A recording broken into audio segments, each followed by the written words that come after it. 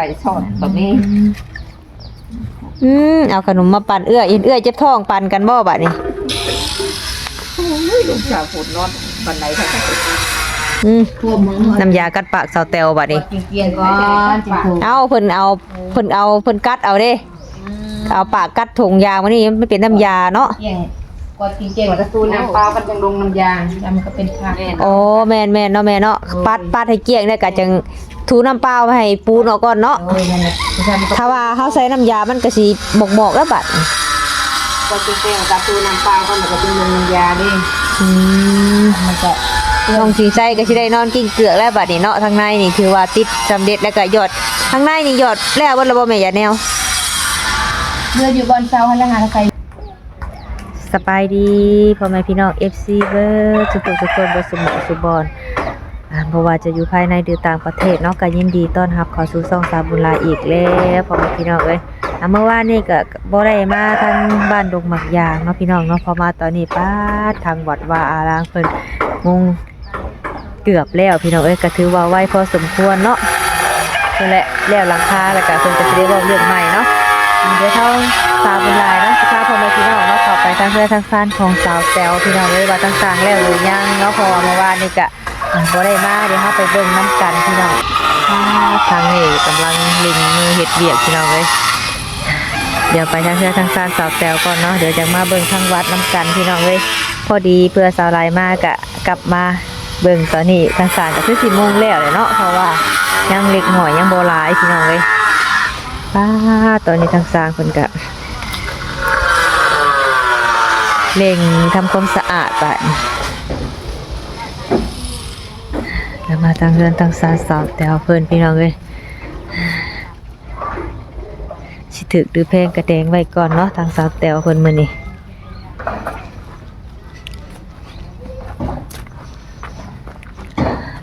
สร้างทำความสะอาด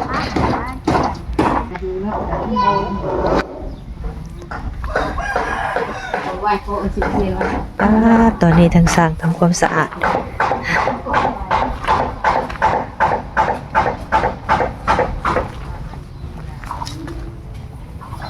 สีช็อกโกแลตแบบนี้ใส่ติดเป็นสีช็อกโกแลตสบายดีเด้อทางแม่สร้างสบายดีเด้อมาผู้เดียวบ่แม่มื้อนี้มากับลูกสาวแล้วแต่เอาเจ็บปวดท้องดิเจ็บท้องเอามานำใครนี่แหละแต่ว่าเอามานำเพิ่นไปอยู่เด้ออ๋ออยู่ไสเพิ่นน่ะอยู่ทางในอ๋อบ่กล้าให้เพิ่นอยู่ผู้เดียวบ่โดยเก่าแนวเลยเนาะยังบ่เซาเนาะตั้งแต่มื้อนั้นเพิ่นบ่แม่โดยแต่มื้อนั้นนั่นแหละบ่ได้ซักยาให้เพิ่นบ่ฉีดแล้ว2 เข็มเอาสบายดีโอ้แต่ยังบ่นั่นเนาะสิใส่หน่อยเอาบ่บาดนี่ฮึเอาบ่ขนมน้ำเปล่าวางนี่แน่จักสุดแล้วมื้อนี้ฮึถูกัน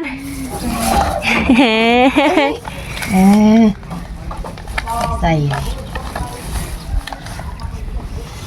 ลูกสาวบ่บ้าบ่มื้อนี้บ่สบายแล้วเจ็บท้องยังบ่เซาตั้งแต่มื้อนั้นบ่สบายก็เลยนอนกินมาจะกินข้าวบ่สบายสบายเด้อสาวแต้วโอ้สาวแต้วเตรียมทำความสะอาดแล้วบาดนี้เนาะโอ้ถูรถให้มันสิถึกหรือแพงแดงไว้ก่อนคือเพิ่นว่าแล้วมื้อนี้เนาะทั้งแม่ทั้งลูกเก็บกวาดถูไปก่อนให้มันสะอาดไปนำคือทั้งแม่นี่ยังจะแม่บัดนี้คันว่าแล้วอันติดอันนี้นี่แล้วนี่ก็ใส่ยาแนวแล้วก็จะกันสีก่อนอ๋อยังกันสีโดยกันสีก่อนกันสีแล้วก็ถือว่าสำเร็จแล้วบาดนี้เนาะแล้วก็ในห้องน้ำแล้วใส่ยาแนวในห้องน้ำแล้วก็กันสีในห้องน้ำโอ้กันสีตัวนี้แล้วกันจังสิเข้าห้องน้ำตาเอาสีตัวนี้ดิโดยเอาสีน้ำตาลเข้าในห้องน้ำ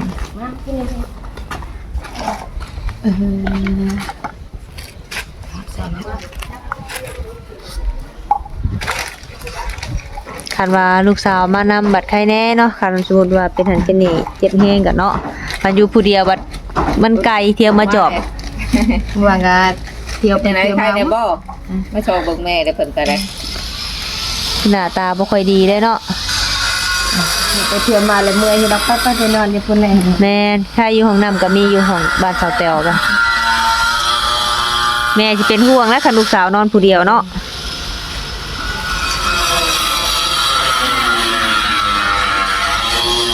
ใจ ช่บ่มาพี่มาพี่ป้าเทใส่อยู่เต็มจอกมื้อนี้ยังบ่ทันลำบ่มื้อนี้ ยังได้มันนิดทีนึง โอ้ แล้ว เจอแล้วลำแล้ว คนนั้นเพิ่นอยากนอน ใช่นี่ลำแล้ว อะไรใหญ่ขึ้นว่าตื่นหมอลำเสียงดีเนาะทำผู้เพิ่ม แล้วสิใส่ เมื่อยบ่น้องออมสินยังบ่เศร้าเจ็บบ่ เจ็บอยู่หน่อยนึง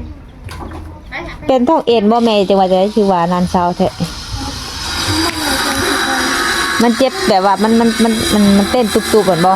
หรือเจ็บบิด เจ็บแบบที่ข้อ ถ้าว่ากินเขาบ่ต้องเวลาบ่หรือแบบนึง เจ็บ เป็นเรื่องต้องกินน้ำคอกลายก่อนแล้วเป็นแน่ โอ้ยกระเพาะบ่เอ้าบัดนี้น้ำหัวบัดนี้ จับแต่มากระส้มส่งเขาเหี่ยวอีกแล้ว เฮียเลย โอ้ยเนาะแม่แนะนำน้ำอัดลมนี่อยากเป็นตะเพาะเลยครับว่า นั่นแหละเป็นการน้ำคอกขนาด ใส่ซอสแบบนี้ เอาขนมมาปั่นเอื้อยเจ็บท้องปั่นกันบ่บัดนี้ ลูกสาวฝนนอนบันไดค่ะ เดือนใหม่เนาะนอนใส่กันนอนเพิ่นว่าเนาะ ดวงใจเพิ่นติดเกี่ยวมาแต่เพิ่งตื่นเราเฮ็ดใหม่ดิ เดือนใหม่เด้บันไดก็ใหม่นอนกิ่งเกือกเอาแหละเนาะ แล้วเด็กน้อยเอ้ย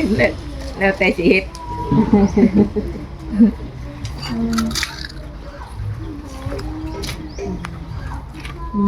ถูกสามแล้วบ่เดี๋ยวทางซีให้ดีสบายไอ้จุ่มของอันทางซีอันนั้นยังกับไอ้ลมไป ทั่วมึง น้ำยากัดปากเสาแตวบัดนี้ เกียงก่อนจะถูก เอาเพิ่นกัดเอาเด้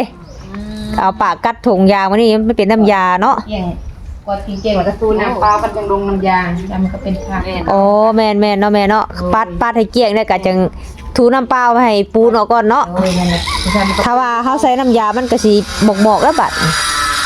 กดเกียงกับตู้น้ำเปล่าก็มันก็เป็นลงน้ำยาดิ มันจะ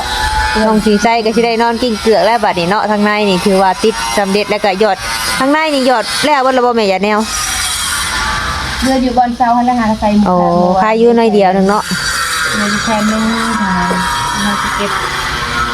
ก็บมือนี้เลยเอาข้างนอกกันทำคือข้างนอกกันอาจารย์มันก็คือโบแล้วเถื่อนนะ เอาแล้วทีละบอน มันคือโบแล้วจะเถื่อน แล้วเป็นจุดๆนอนอยู่ในก็ฮ้อนเนาะออมสินเนาะฮ้อน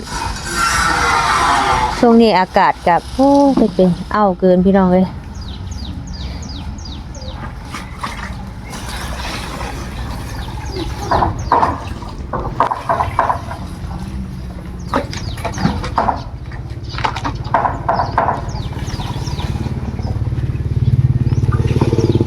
ก็เห็นในคลิปสาวบุญว่าสาวแตวล่างถ้วยเกียมขึ้นเพื่อนใหม่บ่คู่มือแล้วบ่สาวแตว โอ้เดี๋ยวพ่อคนจังเฝ้าวันถูเพื่อนแล้วจ้ะเนาะใกล้สิเอ็นนั่นไหนได้ใกล้สิแล้วเรียบร้อย เดียวดิล้างไว้เก็บไว้เนียนเลย เป็นไรเนาะถ้าถามเอาเตียงห้องเพิ่นมือใดกันเนาะตอนหลังจากที่ว่าเพื่อนแล้วถามเอาเตียงแล้วเพิ่นก็สิได้หามือ ว่าแล้วถามว่าเอาตกด่างไว้บัดเพื่อนลายบัดบอกยากเนาะ แม่นพอเฮ็ดไปน้ำเนาะมันจังสะอาดเอาจนว่าฮอดมือขึ้นเฮือนเดือบบ่มาก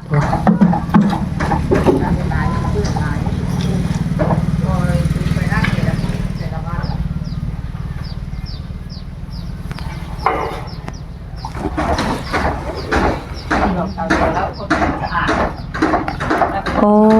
เอ้ามื้ออื่นวันศีลใหญ่ตัวนี้เนาะแม่เนาะเฮาบ่ฮู้เลยนี่ โอ้สิไงคอดไว้เนี่ย เห็นแจ้งเตือนในโทรศัพท์พรุ่งนี้วันพระว่าซั่นโอ้ยลืมจนลืมวันศีลวันพระแล้วนี่ 5 คำมันบ่ แม่น อันสิแม่นสันอันสิแม่นเดียว15 คำก็เดียวว่าแฮมมันบ่ทันแม่นเนาะ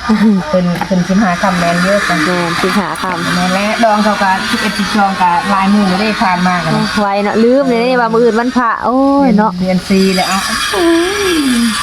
ไกลแล้ว อีก2 คลิปก็เดือน5เอ้า ปุ๊กเลยเนาะแม่เนาะ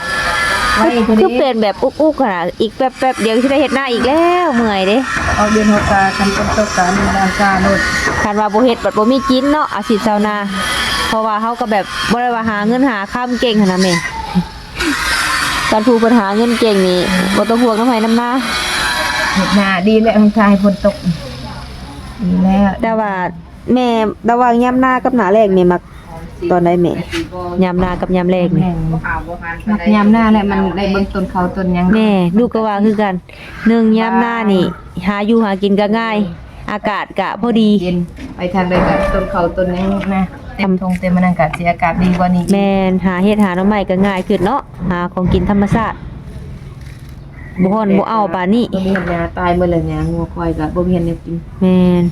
ตกเทื่อนึงแห้งๆก็สิไข่แน่นอน ถ้าว่าฝนตกเทื่อหนึงแห้งก็การหาอยู่หากินก็สิง่ายขึ้นเนาะแม่แมงตักตอกตักแตนก็หลายใกล้แล้วเนาะแฮมมื้ออื่นเพลงใหญ่ มาเยี่ยมเด้อ เพลงใหญ่แฮมโอ้ยเขาเดือนหาเลยเนาะยังอี15 16มื้อก็เดือนหาแหละบัดนี้ ถามยังติดมือเลย อย่าหยอกเอ้ยบ่สบายนะ เป็นประจำติดมือคนไหนเอาหายไป มื้อนี้เจ้าอย่าห้องเด้อมื้อนี้เด้อให้ยิ้มเด้อน้องสิใช้ต้องยิ้มเด้อมื้อนี้ ยัง เปล่าว่ามือเป็นยังอะนะ มือเปื้อนเพิ่นยังให้ล้างแล้วเด้ เปื้อนแล้วยังให้ล้างเลย จักหน่อยแซบอ่ะ เฉือนนะฮะ ได้จักชุดแล้วมื้อนี้บ่แม่น2-3ชุดแล้วจักมื้อนี้ ใส่สูงไงกินนี่ก็เหี่ยวใช่เลย พากูแล้วเหี่ยวสิส่งเพิ่นเปลี่ยนเป็นนางเอื้อย หอมผักปัญญังเนาะ พาเพิ่นไปเปลี่ยนส่งเนาะออมสิน ก็อยู่ในห้องก็จะ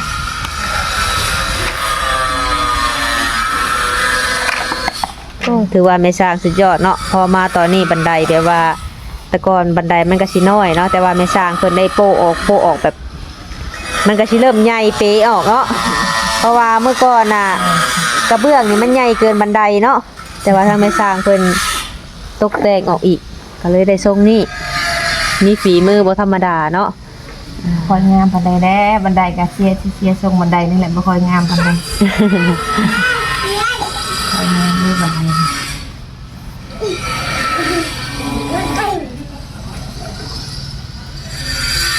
เคยเฮ็ดงานเกี่ยวกับบันไดนะแต่เห็นซื่อ อื ๆเห็น ม แบบซื่อๆ เป็นบันไดเรื่องแรกก็ อันบันไดนี่เป็นงานแรกบ่แม่ บันไดนี่คืองานแรก โอ้ จะเฮ็ดจำแต่อะ แต่ขาคิดได้สื่อเนาะ คือว่าสุดยอดได้นี่เนาะแบบว่าฝึกไปน้ำเฮ็ดฮู้ไปน้ำกับแม่เนาะแม่เนาะ ฝึกไปนำมันแหละกันมีเฮือน2เฮือน3ก็สิพัฒนาขึ้นอีกหน่อยห โอ้ นึงนะ อันนี้คืองานแรกเนาะ แต่นี่คืองานแรกแล้วแหละเกี่ยวกับบันไดบ่เคยเฮ็ด ปกติก็มีแต่ติดแต่ในเฮือนเนาะ ตัวนี้เลยเนาะ แม่นบ่เคยเฮ็ดก็ต้องดึงเสือกเส้นลงมาเด้แบบนี้เด้อันนี้ เอายังบ่ลื่นนะเนาะ ใส่เลย อื นะ ม ใส่เลยกะคือกะเอานะ โอ้ขนาดบ่เคยเฮ็ดนี่ ตามจริงอันนี้ก็จับเหลี่ยมไว้ทางนี่ก็จับเหลี่ยมไว้ลายนี่ก็จับเหลี่ยมไว้อะนะ โอ้ ที่เคยเห็นหมู่ค้าเฮ็ดได้แต่ว่าเจ้าของบ่ทันได้เฮ็ดบันไดคือบ่ได้เข้างานบันไดเลยบันไดนี่คือบ่เคยเฮ็ดเลยแหละอ่ะ ขนาดบ่เคยเลยนี่ดูคิดว่ามืออาชีพได้เฮ็ดบันไดนี่ บ่เคยเฮ็ดแต่เอา แต่ว่ามีแต่กะเอาไว้เฮ็ดจังได๋สิงามแม่นบ่แม่ โดยกะเอาซื้อมันต้องแบบนี้แหละอ่ะ แต่ว่างานหน้านี่ เอาความอันนี้เอา งานหน้านี่ต้องร้อยเนาะ โอ้ย เพราะว่าอันนี้ถือว่า ปรับเปลี่ยน งานแรกยังได้ซ้ำนี่เนาะ พอเฮ็ดได้แล้วก็นอนคิดมันต้องใส่เส้นต้องดึงเส้นอันนี้ก็คือกะนะ อื กะ ม ตอนเวลาผักอะต้องคิดบ่ โอ้ย คือคน นอนคิดดิ คือคนเป็นช่างนี่เมื่อเฮือนก็คิดได้ว่าออกเฮ็ดจังไดเนาะโฉมมางามแม่นบ่แม่ คิดอันนี้มัน เออ เฮ็ดแบบนี้เฮ็ดแบบนี้นะ คิดมาแล้วมันแก้ยากเด้อเนาะต้องคิดก่อนว่าต้องเฮ็ดเอาแบบใด คิดแต่ว่านี่อย่าผิดพลาดอยู่ทางบันไดขาดจักหน้อยเลยแหละจักอันนี้เลยแหละ ว่าบันไดกับบ่ได้ตรงไปไหนแล้วมีบนเบี้ยวบนแทงบ่ได้ประมาณขึ้น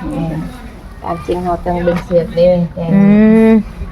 ไอ้ดอกบันไดก็เป็นสีขี้ตุ่มโยมทั้งคนกับได้เสียงขี้ตุ่มไปกั นี่มันเป็นช่วงหยาบๆเนาะ เฮ็ดแล้วก็นอนคิดไปแก้งานมาบันไดก็ ได้ซ้ำนี่นี่นะสิขาดมันได้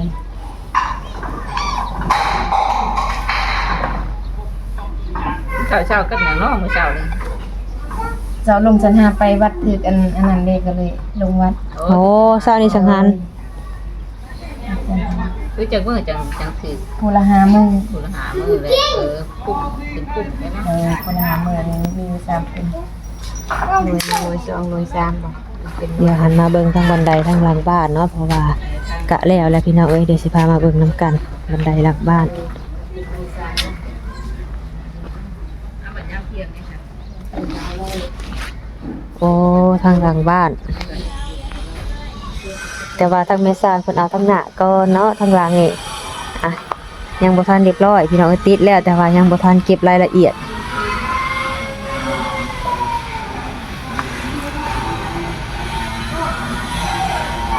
FC บางท่านเพิ่นก็โอ้ยบันไดทางหลังบ้านเฮ็ดไปโลดเนาะมันบ่ได้โซ่แขกโซ่คนเนาะแต่ว่าทางแม่สร้างเพิ่นก็คือแบบให้เบิดความสามารถเพิ่นหรือว่าสุดฝีมือของเพิ่นเท่าที่เพิ่นเฮ็ดได้แหละเนาะ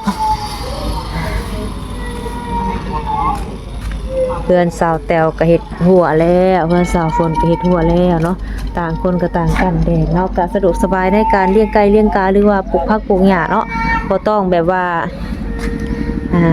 ลวงหากันแต่ก็ถ้าว่าเป็นกำแพงนี่มันก็จะมืดเนาะอันนี้เป็นตะข่ายหรือว่าตะนางเนาะมันก็จะแนมเห็นกันก็สะดวกสบายพี่น้องเอ้ยเดี๋ยวเห็นกันเห็นกันสะดวกสบายเนาะ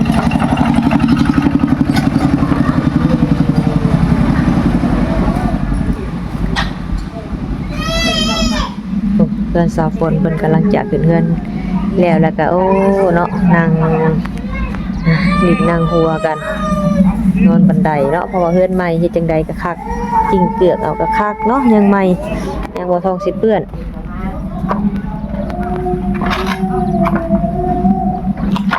ทางสร้างก็เพิ่นเก็บขอบเป็นที่เรียบร้อยแล้วพี่น้องเอ้ยโอ้สีใส่ค่ะไปนอนกิ้งก้นแม่ทูเลยบัดนี้คักบ่เอามาถูอยู่นอกพี่สะอาดคักปัญญังบัดนี้กิ้งทางสาวแตวก็ได้ถูทำความสะอาดห้องเนาะเพื่อว่าลูกเพิ่นจะได้นอนกิ้งเกือกอย่างสบายใจ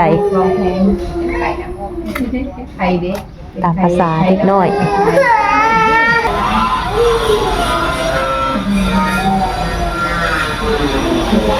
ช็อกโกแลต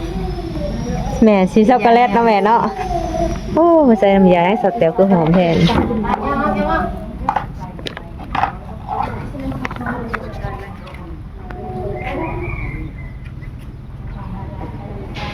สูตรแห้งไวโอ้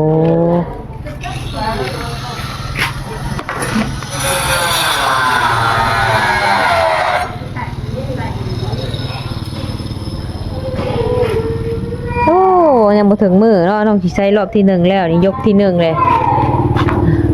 เพื่อเที่ยงนี้เพื่อค่ำนี่เป็น10เทื่อว่าหน่อยเนาะแต่ว่าก็ตามภาษาเด็กน้อยนี่แหละอันบ่ถึกใจเพิ่นก็แอบก็แอว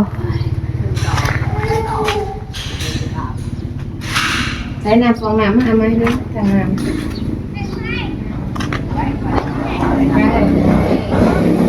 ปัดเนาะเริ่มปัดปวดซอยแม่ถูระบาดนี่ระวังล้มเด้อเพื่อนงามน่ะนี่เพิ่นก็สิเอากระซามน้ำมันเปิดโปร่งเยี่ยมนั่งดินน้ำเย็นคักปัญญังเนาะสิใส่คักบ่เอาว่าพี่แหนมือ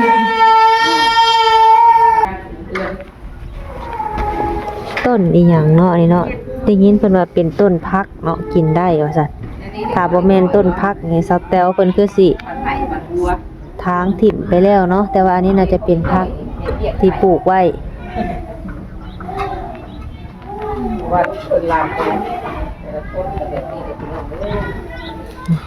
เรือ2เฒ่าเพิ่นนั่งร่วมกันบัดนี้เนาะสาวฝนก็ไปเวียกไปเฮ็ดเวียกเฮ็ดงานหาอยู่หากินบัดนี้เนาะ หันไปทางวัดกับพี่น้องเอ้ยบ้าตอนนี้ทางพอสร้างเพิ่นกะมงข้างใต้เนาะก็ดีอกดีใจเนาะงานต่อไปก็จะได้ลงมาเฮ็ดอยู่ทางตะลุมตะลางก็สบายก็สิบ่ได้แดดแล้วเนาะบาดนี้โอ้ยดีอกดีใจนำชาวบ้านดงมักยางเนาะที่ได้รับข่าวดีอย่างต่อเนื่องบ่ว่าจะเป็นโรงเรียนหรือว่าหัวแจกเนาะเอิ้นหัวแจกเด้อพี่น้องเด้อทางสาวบุญหลายสิเอิ้นว่าหัวแจกเนาะนั่นก็คือความหมายเดียวกันนั่นแหละเนาะใช้งานเดียวกันโอ้ยคำโหก็หายอีกแล้วพี่น้องเอ้ยจักแม่นหยังหิวข้าวหิวน้ำหรือว่าจังใดเนาะบ่ให้มาเอาขนมไว้เอาขนมไว้ใช้ขนม ตู้เด็กเบี้ยครับตู้นี้ผูกปากผู้ว่าน้ำเหลือยันตู้เก่านอนว่าหักใครแน่อยู่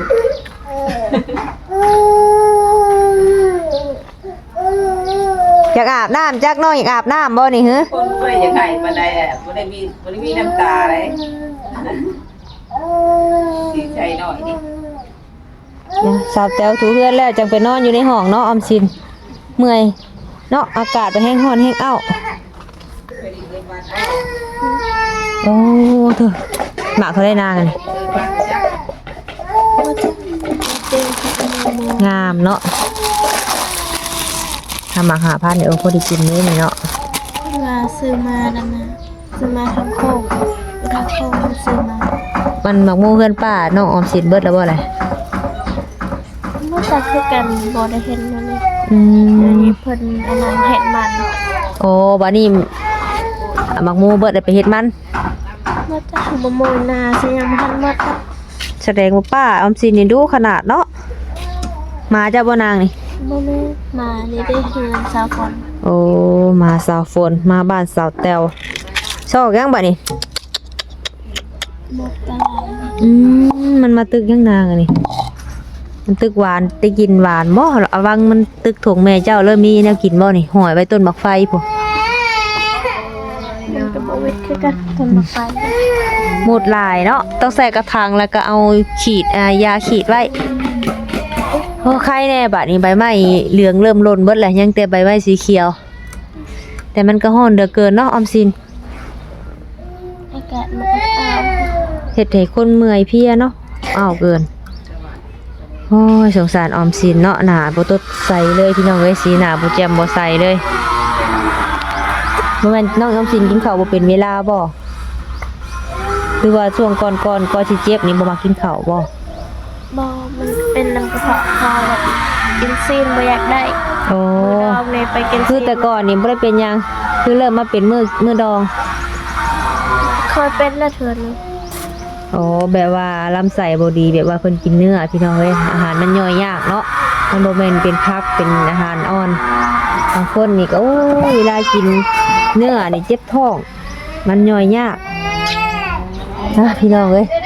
ก็สิได้ขอจบคลิปเด้เนาะพาทางน้องสิงไสเพิ่นก็จักเป็นหยังไห้แอวอยู่เนาะโอเคพี่น้องเอ้ยสำหรับคลิปนี้เนาะผิดพลาดประการใดก็ขอโทษขออภัยนำ FC บ่สุขทุกคนเด้อเนาะเข้ามาแล้วก็ฝากกดไลค์กดแชร์เบิ่งคลิปเบิ่งโฆษณาให้สาวบุญหลายคือเก่าคือเดิมเนาะขอบคุณทุกคนเนาะที่ยังบ่ปะบ่ถิ่มยังเบิ่งสาวบุญหลายคือเก่าคือเดิมเนาะก็ขอให้อยู่ดีมีแฮงไว้สุขทุกคนให้อายุมั่นขวัญยืนร่ำรวยเด้อเนาะสำหรับคลิปนี้ขอกล่าวคำว่าสบายดี